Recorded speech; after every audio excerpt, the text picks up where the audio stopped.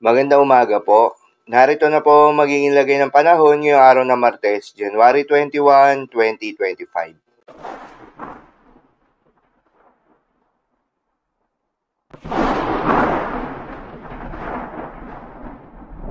Sa kasalukuyan na tayo sa pag-asa, muling umiiral itong shear line o yung salubungan ng malamig na northeast monsoon at mainit na easterlies at nakakaapekto ngayon sa may eastern Visayas. Dahil dito ay asahan yung maulap na kalangitan na may kalat-kalat na mga pagulan at isolated thunderstorms. Northeast monsoon naman o hanging amihan ang patuloy pa rin nakakaapekto sa malaking bahagi ng Luzon. Dahil dito ay asahan pa rin yung malamig na panahon, maulap na kalangitan na may kasamang mahihina hanggang sa katamtaman ng mga pagulan. Habang easterlies naman o yung mainit na hangin galing sa may karagatang Pasipiko ang nakakaapekto pa rin sa ilang bahagi ng Visayas at Mindanao. Dahil dito ay asahan yung bahagya hanggang sa maulap na kalangitan na may kalat-kalat na mga pagulan at thunderstorms. Magandang balita naman dahil ayon sa pag-asa ay wala pa rin tayong binabantayan na low pressure area o bagyo sa loob o malapit sa Philippine Area of Responsibility na maring makaapekto sa ating bansa hanggang sa susunod na 5 araw. Base na rin yan sa pinaka-latest Tropical Cyclone Threat Potential Forecast na inilabas ng pag-asa.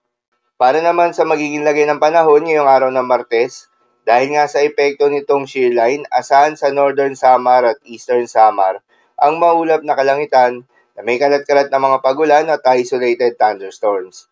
Posible ang mga pagbaha o pagguho ng lupa dahil sa katamtaman hanggang sa kung minsan ay malakas na pagulan. Habang sa Cagayan Valley, Aurora at Quezon ay asahan naman yung maulap na kalangitan na may kasama mga pagulan na dulot ng northeast monsoon. Posible rin ang mga pagbaha o pagguho ng lupa dahil sa katamtaman hanggang sa kung minsan ay malakas na pagulan. Habang sa Surigao del Norte, Surigao del Sur, Dinagat Islands at Davao Oriental ay asahan naman yung maulap na kalangitan na may kalat-kalat na mga pagulan at thunderstorms na dulot ng easterlies. Posible rin ang mga pagbaha o pagguho ng lupa dahil sa katamtaman hanggang sa kung minsan ay malakas na pagulan. Habang sa Metro Manila at nalalabing bahagi pa ng Luzon ay asahan naman yung bahagyang maulap hanggang sa maulap na kalangitan na may kalat-kalat na mga mahihinang pag-ulan. Dulot naman yan ng northeast monsoon. At sa nalalabing bahagi pa ng ating bansa ay asahan naman yung bahagyang maulap hanggang sa maulap na kalangitan na may kalat-kalat ng mga pag-ulan o thunderstorms na dulot ng easterlies. Posible rin ang mga pagbaha o pagguho ng lupa during severe thunderstorms. At para naman sa magiging lagay ng mga dagat baybayin, ayon sa pag-asa ay walang nakataas na gale warning sa anumang seaboards ng ating bansa.